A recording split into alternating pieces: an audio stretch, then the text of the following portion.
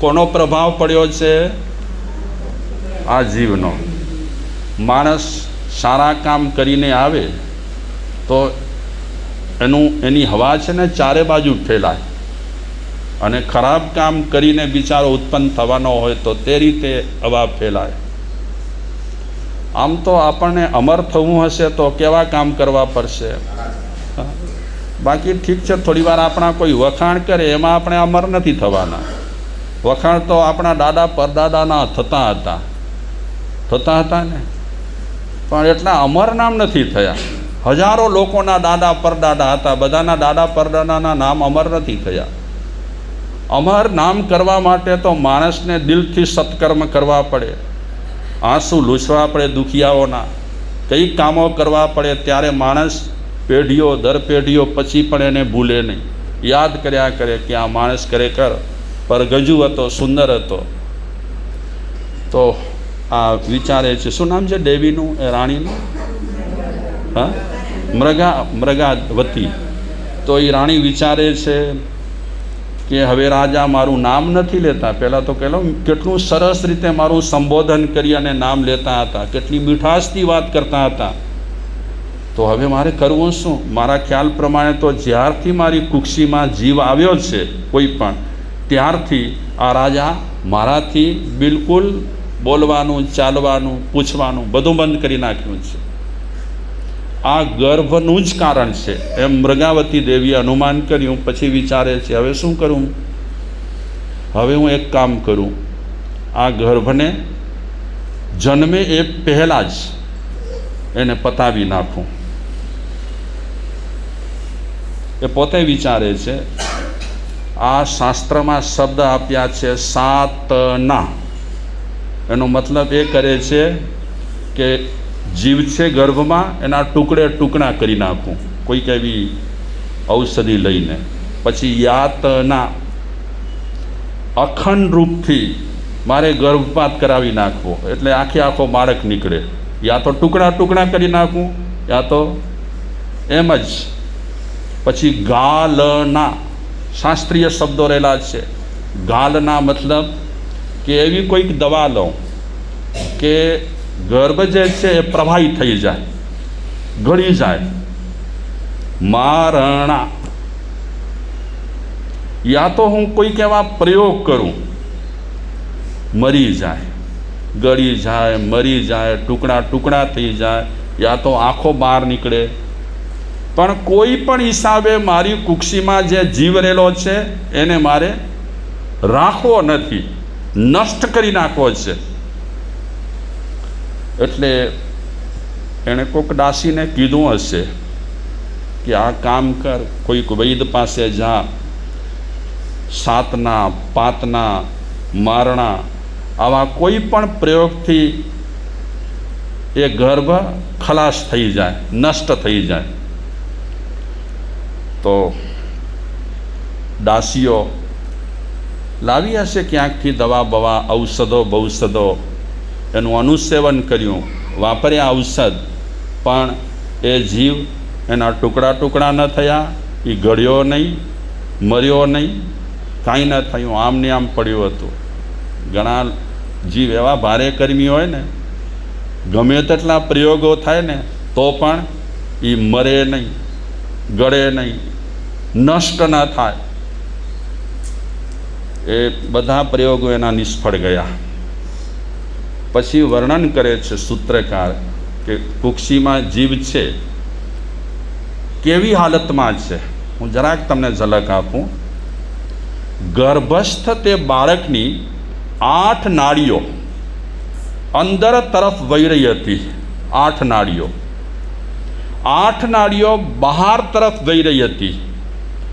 એમાંની પહેલી 8 નાડીઓમાંથી પરુ વહેતું હતું અને બીજી 8 નાડીઓમાંથી લોહી વહેતું હતું.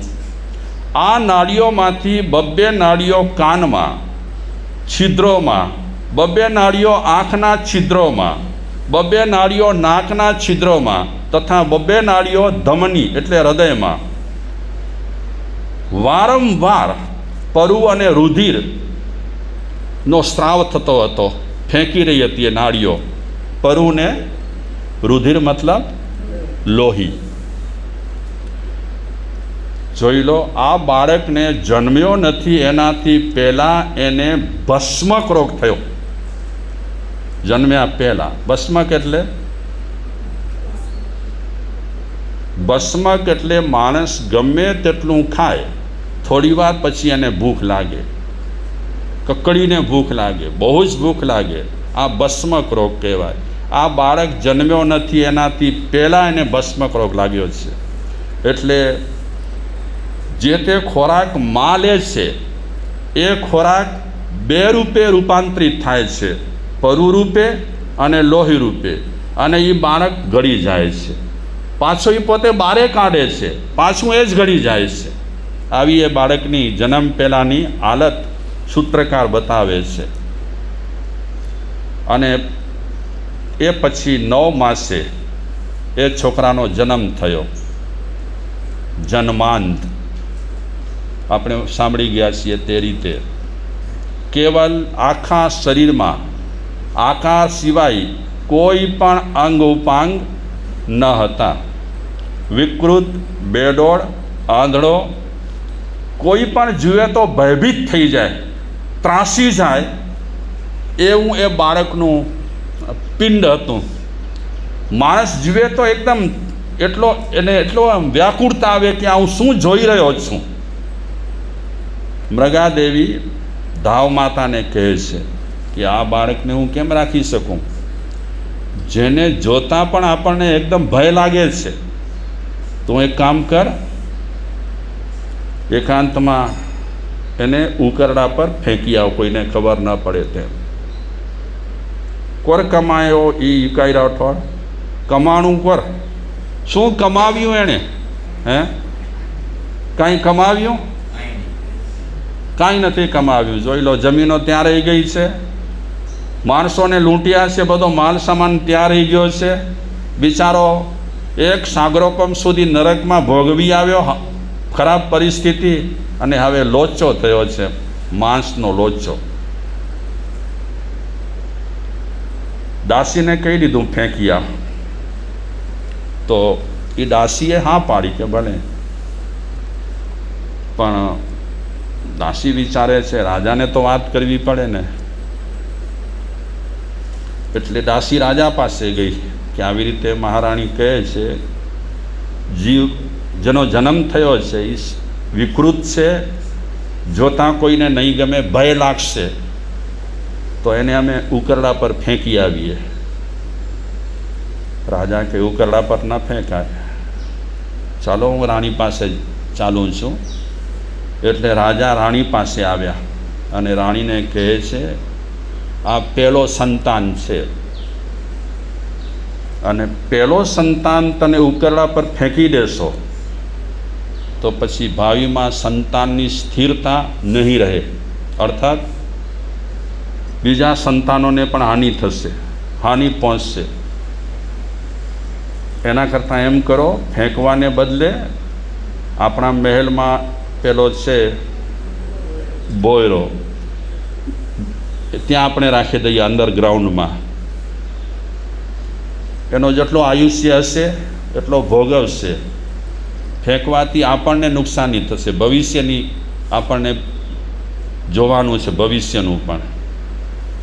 બસ આવી રીતે એને ભોયરામાં રાજાના કહેવાથી રાખ્યું. કંઈ હશે વ્યવહારમાં એવી માન્યતા કે પહેલાં છોકરાને સાચવવો પડે, નહીં તો પછી બીજા છોકરા સ્થિર ન થાય ને. એટલે તો ઘણી વખત ઘણા છોકરાઓના નામ પણ આપતા નથી. શું નામ નાખે? ભીખુ, લદ્દુ, એવા બીજા હે. હા, એવા કોઈ કારણો રહેલા હોય. જખો નામ એવું કંઈક કોઈ કારણસર આપતા હશે વડીલોનો કંઈ એમાં વિચાર આગળ પાછળ. આ છોકરાને ભૂગર્ભમાં રાખે છે. પછીની હાલત આપણે બધી જોઈ ગયા છીએ. હવે ગૌતમ સ્વામી પ્રશ્ન કરે છે મહાવીર ભગવાનને કે પ્રભુ એનું આયુષ્ય કેટલું?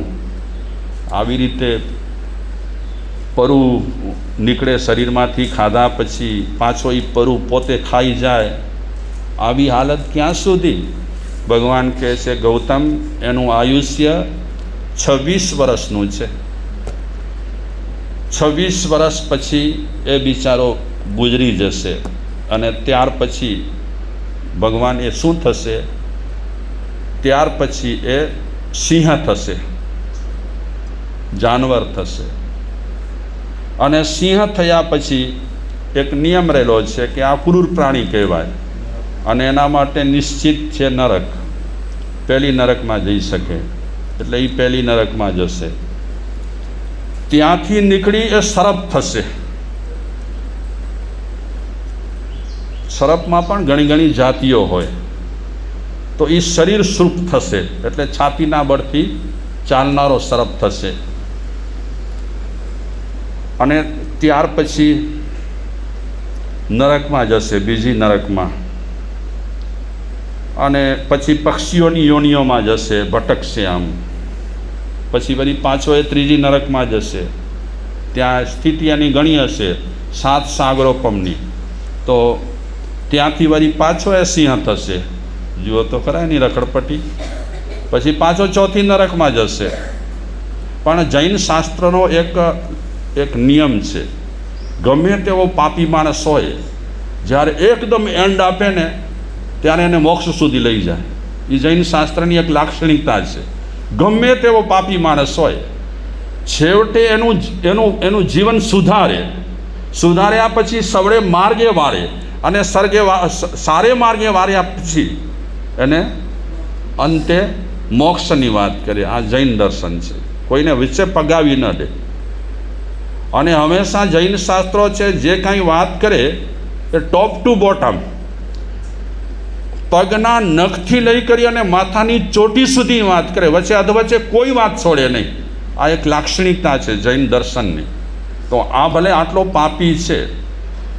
પછી ગૌતમ સ્વામી પ્રશ્ન પૂછતા રહ્યા કે પછી શું? પછી ઘણા ભાવો છે. હું કહીશ તો તમને યાદ નહીં રહે, મને પણ યાદ નહીં રહે. મતલબ કે ઘણા ભાવો ફરશે, કેટલી વખત નરકમાં જશે. જે પાપો કર્યા છે એ ભોગવતો જશે અને ત્યાર પછી એ માણસ થશે, મનુષ્ય જન્મ મળશે.